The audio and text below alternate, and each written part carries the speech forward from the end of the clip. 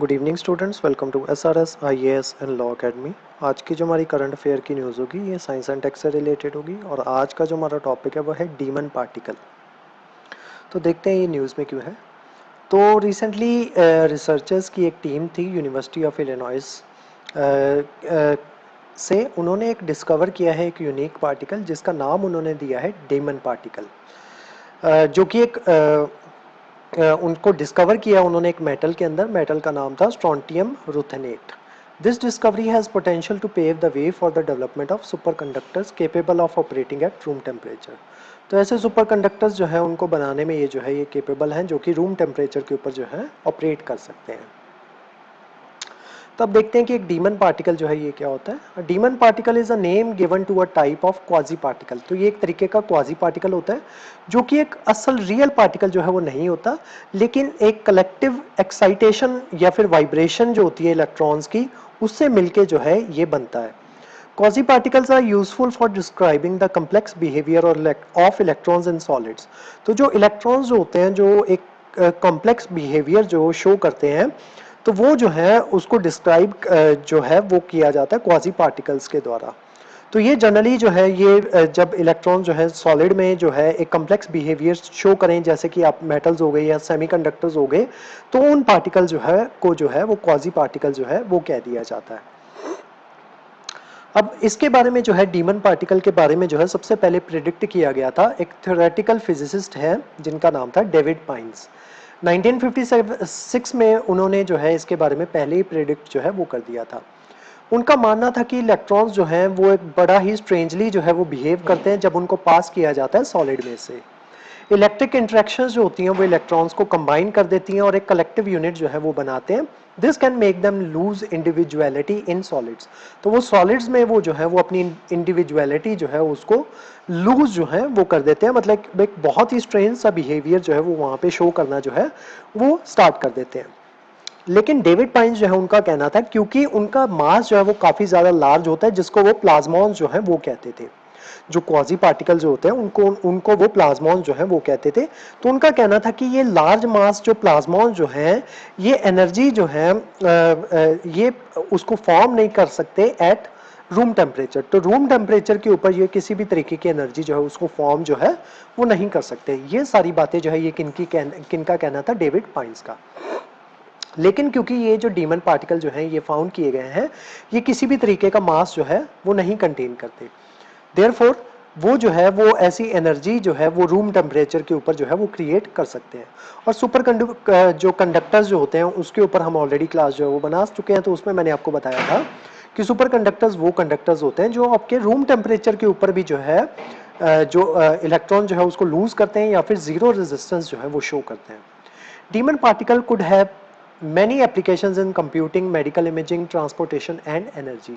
तो यहाँ पे ये जो है आपके डीमन पार्टिकल जो है वहाँ पे काफ़ी ज़्यादा अमाउंट में जो है वो यूज़ हो सकते हैं। अब देखते हैं सुपर कंडक्टर्स क्या होते हैं। सुपर कंडक्टर ऐसा मटेरियल होता है जो इलेक्ट्रिसिटी जो है उसको कंडक्ट कर सकता है या फिर इलेक्ट्रॉन्स जो है उनको ट्रांसपोर्ट कर सकता है from one atom to another with no resistance. यानी कि जब जीरो रेजिस्टेंस जो है आपका मेटल जो है वो शो करने लग जाए तो उसको सुपर कंडक्टर जो है वो कह दिया जाता है। जनरली जब भी आपके मेटल के अंदर से जब आप इलेक्ट्रिसिटी जो है वो पास करते हो, असल में इलेक्ट्रिसिटी जो है वो आपकी तभी जनरेट होती है जब आपके फ्री इलेक्ट्रॉन्स जो हैं वो मूव करते हैं एक जगह से दूसरी जगह। तो जब इलेक्ट्रॉन जो है वो एक जगह से दूसरी जगह मूव करते हैं तो उसी की अपोजिट डायरेक्शन में करंट जो है वो आपका मूव करता है। और जब करंट आपका मूव करता है तो उस वजह से क्या होता है, हीट जो है वो जनरेट होती है। वो हीट जनरेट किस वजह से होती है, क्योंकि वो जो आपका पर्टिकुलर जो मेटल जो होता है वो रेजिस्टेंस जो है वो शो कर रहा होता है उन इलेक्ट्रॉन्स को, यानी कि वो उन इलेक्ट्रॉन्स को मूव करने ने नहीं दे रहा होता या उसके लिए थोड़ी सी रेजिस्टेंस जो है वो शो कर रहा होता है। जब वो रेजिस्टेंस शो करता है तो हीट जो है वो जनरेट होती है। अब जो आपके सुपर कंडक्टर्स जो होते हैं वहां पे क्योंकि किसी भी तरीके की रेजिस्टेंस जो है वो नहीं होती, इस वजह से वहां पे हीट जो है वो जनरेट नहीं होती। अब हीट जनरेट नहीं होती तो जितना करंट आपने पास किया होता है उतना ही करंट जो है वो आपके एंड पॉइंट पे जो है वो पहुंच जाता है, यानी कि कोई भी करंट जो है वो आपका लूज जो है in the form of heat नहीं होता। नेक्स्ट देखते हैं, no heat sound or any other form of energy would be released from the material when it has reached critical temperature। तब जब वो जो आपका पर्टिकुलर मेटल जो है अपना क्रिटिकल टेम्परेचर जो है उसको रीच कर जाता है, तो वहां पे ना तो किसी तरीके की हीट जो है वो रिलीज होती है, ना साउंड रिलीज होता है, ना ही किसी तरीके की अदर फॉर्म ऑफ एनर्जी जो है वो रिलीज होती है, यानी कि किसी भी तरीके की आपकी जो वेस्टेज जो है वो नहीं होती। और at the temperature at which material become super conductive. ठीक है, तो जिस टेम्परेचर के ऊपर आपका मटेरियल जो है वो सुपर कंडक्टर बन जाता है या सुपर कंडक्टिव हो जाता है, उस टेम्परेचर को हम जो है वो क्रिटिकल टेम्परेचर जो है वो कह देते हैं। The critical temperature for superconductor is the temperature at which electrical resistivity of metal drops to zero। ठीक है, तो जो ऐसा टेम्परेचर जहां पे आपकी रेजिस्टेंस जो है वो जीरो हो जाए या इलेक्ट्रिकल रेजिस्टिविटी जो उस पर्टिकुलर मेटल की वो जीरो हो जाए, तो उस टेम्परेचर को क्रिटिकल टेम्परेचर जो है वो क्या कह दिया जाता है। Super conductors also exhibit the Meissner effect. Meissner effect क्या होता है? Which is the expulsion of magnetic field from the interior of metal. यानी कि जो मटेरियल के जो अंदर जो मैग्नेटिक फील्ड जो है वो वहां से एक्सपल जो है वो हो जाती है, यानी कि वहां पे नहीं जाती, तो उस प्रोसेस को जो है या उस इफेक्ट को जो है वो मीजनर इफेक्ट जो है वो कह दिया जाता है। अब सुपर कंडक्टर के एग्जांपल जो है वो देख सकते हो। सबसे पहले आपका एल्युमिनियम, नायोबियम, मैग्नीशियम डाइबोराइड, ये कुछ एग्जांपल्स हैं आपके सुपर कंडक्टर्स के। नेक्स्ट, ये कहाँ कहाँ पे यूज होते हैं सुपर कंडक्टर्स?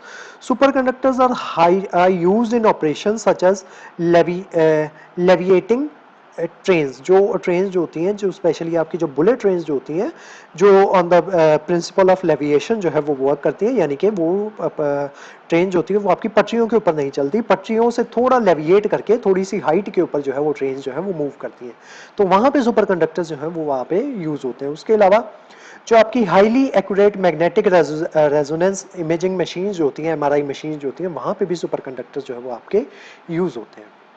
अब इसकी कुछ लिमिटेशंस भी होती हैं, वो देख लेते हैं। The usefulness is still limited by the need of bulky cryogenics as common superconductors works at atmospheric pressures. तो ये जो है कॉमन सुपरकंडक्टर्स जो होते हैं ये एटमॉस्फेरिक प्रेशर के ऊपर वर्क करते हैं, लेकिन तभी वर्क करते हैं जब इन्हें काफ़ी ज़्यादा कोल्ड टेम्परेचर के अंदर जो है वो रखा जाए। Even the most sophisticated ones like copper oxide based ceramic material works only below -140 degree Celsius. तो ये -140 डिग्री सेल्सियस के ऊपर ही जो है ये वर्क कर पाते हैं। तो ये कुछ सेमीकंडक्टर्स की कुछ लिमिटेशंस जो हैं ये होती हैं। तो आज की जो हमारी क्लास थी वो डीमन पार्टिकल के बारे में थी। इस क्लास के जो नोट्स हैं वो आपको सेंड कर दिए जाएंगे हमारे टेलीग्राम चैनल पे, और जो हमारे वेरियस व्हाट्सएप ग्रुप्स जो हैं वहाँ पे भी इसके नोट्स जो आपको सर्कुलेट कर दिए जाएंगे। उसके अलावा हमारे वेरियस कोर्सेज के बारे में इन्फॉर्मेशन लेने के लिए आप हमारे स्क्रीन पे दिए नंबर पे कांटेक्ट कर सकते हो। तो आज की जो हमारी क्लास थी वो यहीं तक थी। Thank you so much.